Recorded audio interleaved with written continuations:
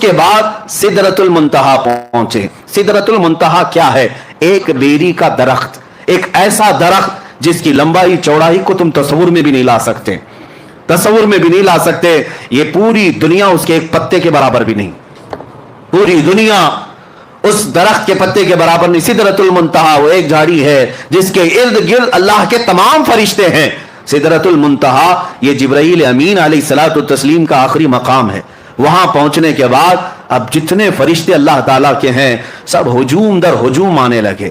और यह हदीस पाक में है, सारे फरिश्ते आकर अल्लाह रब्बुल इज्जत की बारगाह में अर्ज करने लगे, ऐ मौला, आज तेरा महबूब तेरे कुर्ब के और तेरे विसाल की लज्जतें पाने के लिए सफर मेराज पर आया है। इससे बेहतर मौका हमें नहीं मिलेगा, एक बार तेरे हबीब के दीदार का मौका अता किया जाए। अल्लाह रब्बुल इज्जत की तरफ से मले आला तमाम फरिश्तों को इजाजत दी गई। हुजूर सल्लल्लाहु ताला अलैहि वसल्लम इरशाद फरमाते हैं, मैं सिदरतुल मुंतहा के पास था, फरिश्ते हुजूम दर हुजूम आते और जियारत करते, दुरूद पढ़ते और निकलते चले जाते। वो कैसा समा था, वो कैसा नूर का वो माहौल था कि इस लम्हे, ये कितने लम्हे गुजरा, कितना जमाना गुजरा, हम में से कोई इदराक नहीं कर सकता, तस्वुर नहीं कर सकता।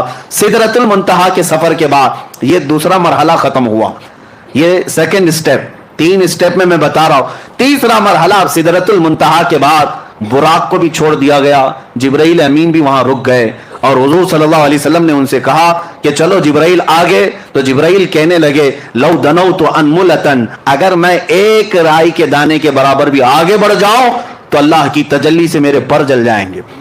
इससे ज्यादा की लिमिट नहीं है, इससे आगे नहीं जा सकता। आप तशरीफ ले जाएं, आपका रब आपका हामी व नासिर है।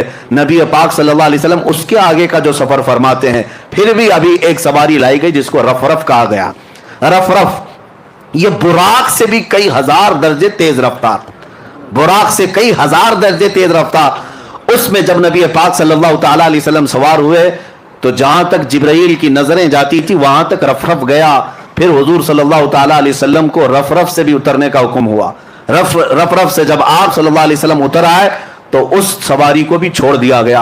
अब हुक्म हुआ कि अब महबूब अकेले जाएं, इससे आगे अब किसी का सफर नहीं है, अब आप अकेले जाएं। अब जिस जगह मेरे आका सल्लल्लाहु अलैहि वसल्लम गए उसको कहते हैं ला मकान।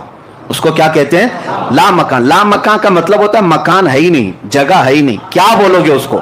उसका नाम क्या है? उसका नाम क्या? अच्छा, और दूसरी बात, वो कहां है, कैसा है, किधर है, ये भी नहीं पता। हम यहां हैं